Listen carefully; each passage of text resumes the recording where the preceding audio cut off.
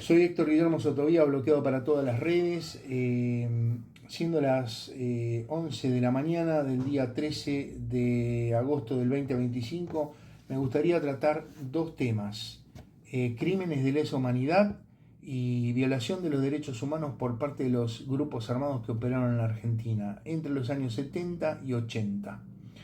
Eh, y para esto nos vamos a centrar en el fundamento jurídico internacional y criterios de derecho penal internacional. Vamos a descartar todo lo que significa el discurso político y tendencioso de las diferentes orientaciones eh, políticas. En el marco jurídico, para que un acto sea considerado crimen de lesa humanidad, según el artículo 7 del Estatuto de Roma de 1998, deben cumplirse las siguientes condiciones: ataque generalizado o sistemático y no hechos aislados, sino una política o patrón de conducta dirigidos contra la población civil, con conocimiento de que se está ejecutando ese ataque. No importa si es cometido por agentes estatales o por actores no estatales, como ser la guerrilla, milicias y organizaciones armadas. La Corte Penal Internacional y la jurisprudencia de los tribunales para Ruanda y Yugoslavia ya han confirmado que un grupo insurgente también puede cometer crímenes de lesa humanidad si se cumplen estos requisitos que voy a mencionar ahora, ¿no es cierto? Ataque generalizado o sistemático. Aquí la guerrilla argentina produjo ataques generalizados y sistemáticos a través de montoneros, ERP, FAR, FAP y otras organizaciones armadas, desarrollando un plan sostenido en el tiempo y estratégico con los fines de tomar el poder por la violencia entre los años 1970 y 1980, con secuestros extorsivos y políticos, colocación de explosivos en lugares públicos, asesinatos selectivos y atentados indiscriminados, ataques a cuarteles, comisarías y domicilios particulares. Estos hechos no fueron esporádicos, sino que se mantuvieron durante todo este periodo, ¿no es cierto? Con una política bien planificada y dirigida hacia lo que decía, tomar el poder por la fuerza.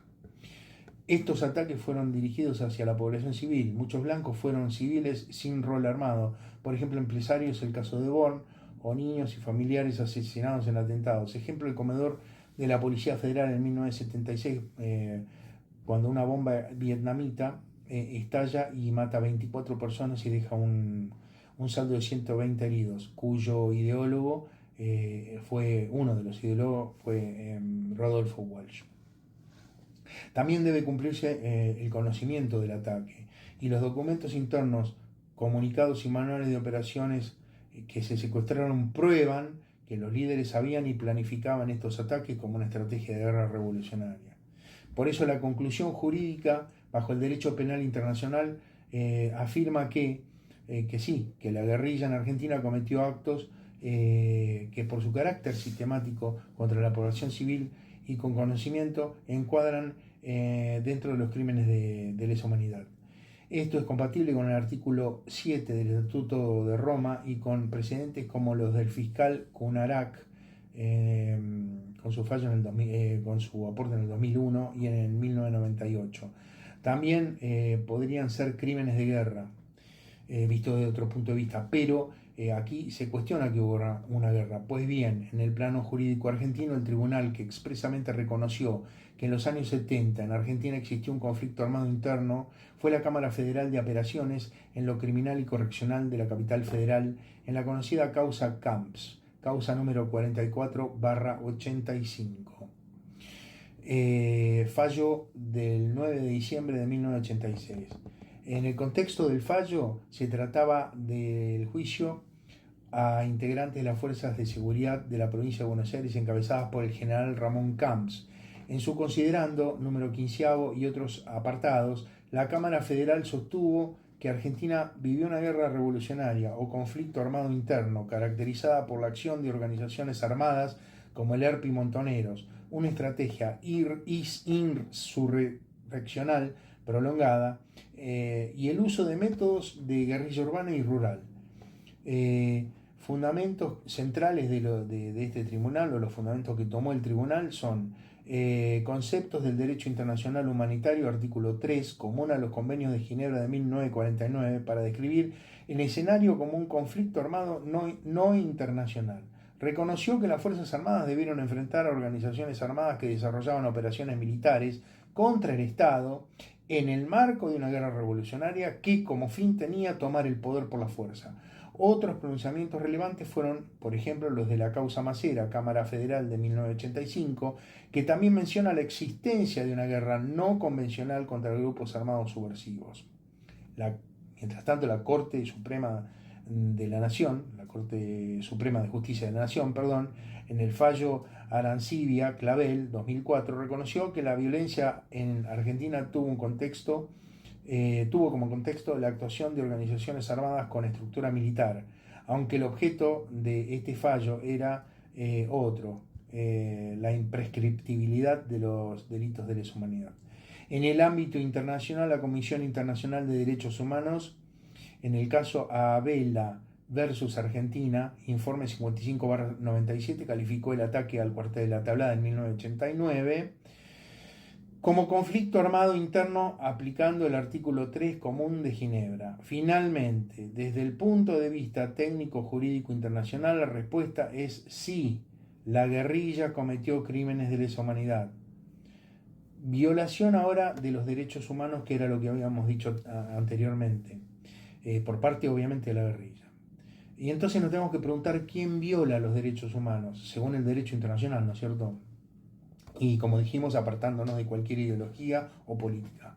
Los tratados de derechos humanos, Pacto Internacional de Derechos Civiles y Políticos, Convención Americana de Derechos Humanos y otros, obligan primordialmente a los estados. Esto significa que, en sentido estricto, cuando un actor privado, ya sea organizaciones guerrilleras, milicias, bandas armadas, mata, tortura o secuestra, no se los denomina formalmente violación de derechos humanos, sino delito común o crimen internacional. Pero sin embargo, la doctrina y jurisprudencia moderna, es decir, la actual, reconocen que actores no estatales armados pueden también ser responsables de violaciones a los derechos humanos si controlan territorio o población, cosa que hacía el ERP en Tucumán, Tucumán y Salta y Jujuy, que cobraban peajes, fiscalizaban, habían copado varias localidades. Y si ejercen también estos mismos grupos armados funciones de autoridad que lo hacían, sin ninguna duda.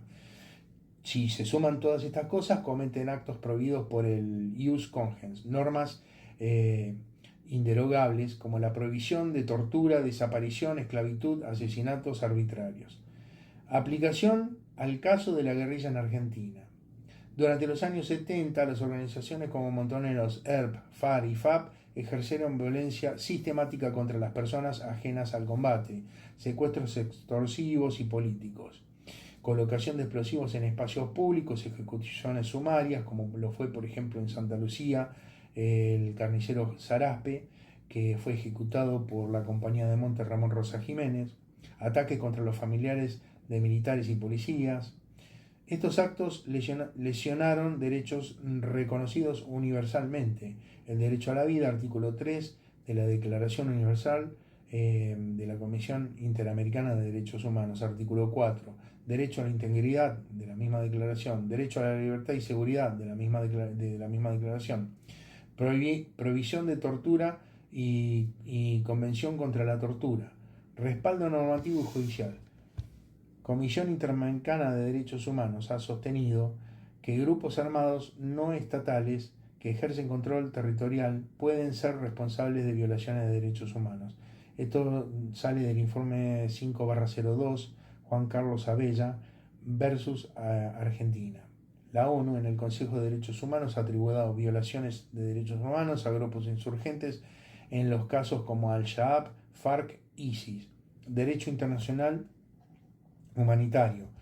En conflictos armados no internacionales, como el que se dio en Argentina, los grupos armados están obligados a respetar el artículo 3, común a los convenios de Ginebra, y el protocolo 2 de 1977, que prohíben asesinatos, tortura, toma de rehenes y atentados contra civiles. Conclusión: en sentido estricto del derecho internacional clásico, los derechos humanos se violan principalmente por el Estado, pero en sentido moderno y funcional, es aceptado que por la jurisprudencia internacional que sí, que la guerrilla argentina cometió actos que constituyen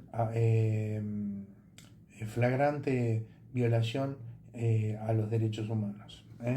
Entonces volvemos en algún otro momento, bloqueado, transmitiendo para TikTok.